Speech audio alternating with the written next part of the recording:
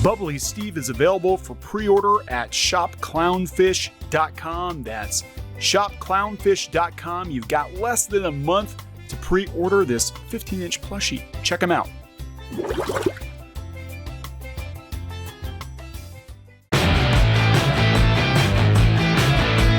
Hey guys, welcome back to Clownfish TV. This is Neon. I am here with Geeky Sparkles. Hello.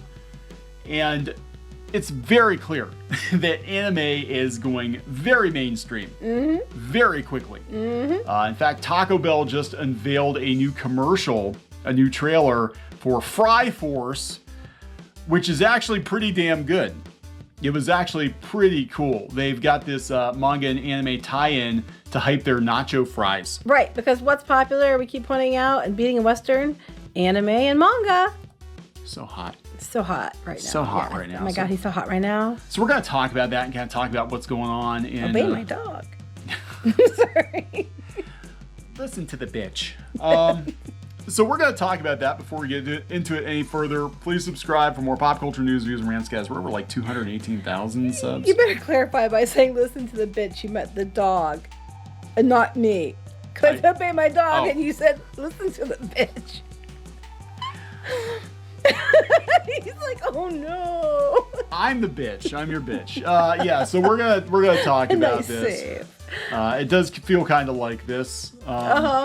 But yeah, you know, Taco Bell has always been kind of a young-ish brand, so I guess it kind of makes sense. If you haven't seen it, it's Fry Force. Yeah, my friend Sarah sent it over. It's really, really well done. It actually is very well done. I mean, it's very well done. The designs, everything. I wish I knew what studio worked on this. I can't find any information on which studio worked on this, but yeah, I was surprised it was just a freaking Fry commercial. But you know, they're hungry for hope. Now in Japan, they actually have Evangelion characters advertising everything. They had. You know, Gendo Akari advertising razor blades, I guess. They had a whole campaign about that, and it was like... Well, we have the Olympics coming in Japan, too, so I'm sure this has something to do with that. I'm pretty sure that's one of the reasons why they did this. But they made sure they had the English version of it from the Taco Bell commercial, and it's really, really, really, really good. It's done well. But my next thing is, they can do this kind of animation for a commercial, but then they claim they can't do this kind of stuff for a TV show. Yeah. Yeah, I know, right? Well, this was probably very expensive. I'm sure it was. For the 1 minute of footage. Well, I applaud Taco Bell for doing it. I do. It takes some balls. They needed to bring the Chihuahua into it, though. Yeah, was he going to pee on the robot leg? I mean... Yeah, well, I remember the Godzilla commercials with the Chihuahua? No. I'm going to need a bigger box. Oh, I do, yes. I forgot about that. Yeah, anyway. So here, let's go about that. Marketing dive. Again, just bring this up. Marketing dive. Taco Bell created an anime-style ad and digital comic tie-in inspired by the Japanese manga format to promote the return of Nacho Fries, according to details emailed to Marketing Drive. The brand's Live Moss Productions unit has teased a limited-run menu item for years with the campaign. I didn't even know it wasn't on the menu anymore. No, they do it once in a while. They bring it back. They had the commercials like James Marsden and some different ones like that. They bring up these like actor commercials and they act like, you know, it's a big deal, it's back. But This was my favorite by far. Yeah, this was definitely good. But yeah, they have Ray, the leader of the Fry Force, spot detailing Ray's quest to save her brother and safeguard Nacho Fries, premiered on July 23rd, a day after the offering hit stores nationwide, bringing back the popular menu item for the 7th time in 4 years. I was going to say, I didn't know they were gone. No, they do. They're limited run every time. We don't get a lot of Taco Bell these days, so I don't know. Taco Bell appears to be targeting a more niche fan community than in the past. Whoa! A more niche fan community. Whoa! Who wrote this shit? So I can smack them. It's a more niche fan community. Wait, the anime manga is your niche fan community. Okay, get your paper and pencil. We're taking you to school because lately anime and manga is kicking everybody's ass, but it's niche. You gotta downplay that. That's weird. Those weebs. Maybe the weebs will buy some Taco Bell. I can't believe they said that. Oh my God, they really have no idea what they're talking about. But anyway, continue. Yeah. I mean, Demon Slayer. Like, look, brands are paying, but then. This is going to be a double-edged sword because it's going to become popular over here. And we've said before, Westerners are going to start pushing Western sensibilities into They've been anime. trying, but their anime is like, no. And here's the thing. Most Westerners who are anime and manga fans don't want you to push Western sensibilities into anime and manga. They want it left as is because it's far better than what we're getting over here. Mm-hmm. So niche. They said that the Nacho Fries are becoming like the Taco Bell version of the McRib. Yeah, that's true. But I think they get the Nacho Fries back more often than the McRib. Yeah. Other marketers have tried to capitalize on growing mainstream interest in manga. I thought it was niche. It's niche. And they talk about the Kentucky Fried Chicken dating sim, which we played it on the gaming channel. We didn't play it the whole way through, but we did play some episodes or some things of it. It was something, and we did voices. So could you put a link to that? Yeah, I can put a link. I will actually put a link to that in the comments. I'll pin. So. Yeah, it was Squid King, Pinky Boo, and I, and we made voices and stuff, and it was so. Hot Colonel Sanders. It was something. Hot chicken. It was choose your own adventure with hot. Good. Yeah, with hot Colonel Sanders. Oh my gosh, and Squid King was one of the voices of the monster. Oh, just thinking of it makes me want to pee. Anyway, go Procter & Gamble's skincare line last year released a branded animated series that depicted Olympic athletes, including Simone Biles, overcoming different forms of adversity. Oh, Simone Biles. Oh, okay, for a moment. Oh, yeah. Of course, Simone Biles has got to overcome other, forms of adversity because she just landed something that no woman has ever been able to do, and she's kicking all kinds of ass. So because of it, and they don't want other gymnasts to try to beat her and get hurt. They aren't giving her the credit she deserves. Like they're like kind of holding her back in a way, like because she's too good. I'm like, since when is being too good a bad thing? Since Harrison Bergeron. That's when it's been a bad thing. Yeah. Yes, I'm sure she has a new video about adversity, including being kept back in her own damn sport. Oh, you're too good. Stop being so good. We're going to put some weights on your legs. I used to be a gymnast when I was a kid. And, I'm just like, so I kind of like have there, and then I'm just like, because she's a girl and she's kicking ass, and I don't think it's right. I didn't think it's right that they can do that. It's like bullshit. Tell everybody else to get better then. Because I guess she works her ass off. Sorry. Manga sales in the U.S. have shot up during the pandemic, while streaming platforms like Netflix and Amazon are seeing traction for anime shows that are frequently adapted from the comic medium. In fact, Amazon paid big bucks for the final Evangelion movie, and that's going to be like 2 or 3 weeks. That's going to be streaming. But it's niche. It's niche. Last December, Sony's Funimation moved to acquire anime streaming platform Crunchyroll, though the deal has since been met with antitrust scrutiny. That is a lie. Clownfish TV, those motherfuckers keep fucking lying about this shit. I know. They mentioned that way before it happened. And then it came true. How many rumor-mongering videos did Clownfish TV put out there claiming they had insiders telling them that Crunchyroll was in big trouble and something was going to happen? Damn it, didn't the mainstream... Sony was looking to buy it. Didn't the mainstream media run with it? See, this is what happens when fake news circulates. People start to believe it. Okay, you better clarify for those who don't understand that you're being sarcastic. I'm being completely sarcastic. We had insiders telling us that things were not good. We reported it for months ahead of the purchase, and people shit all over us for it. They're like the Kevin Smith thing. And they shit all over us for it and saying it was wrong. And then lo and behold, it came true. Yeah, we didn't know what the scenario was going to be with Crunchyroll. We knew Crunchyroll was in trouble. We knew that Warner was looking to get rid of assets, and all of a sudden we started to see Crunchyroll ramping up all this activity, PR like, oh, spend. we're important. We're anime, so important. It was like a pitch. Oh, you can't get rid of us. We're so important. And then next thing you know, here comes Funimation, which is so funny because they kind of, Funimation split from them, and then they just kind of bought them out. Just circled back around and were like, we're gonna own your ass. It's like now. Fat Princess. They just rolled their way back over it. I'm just fistful of cake, bitches. I'm just like cake bitch.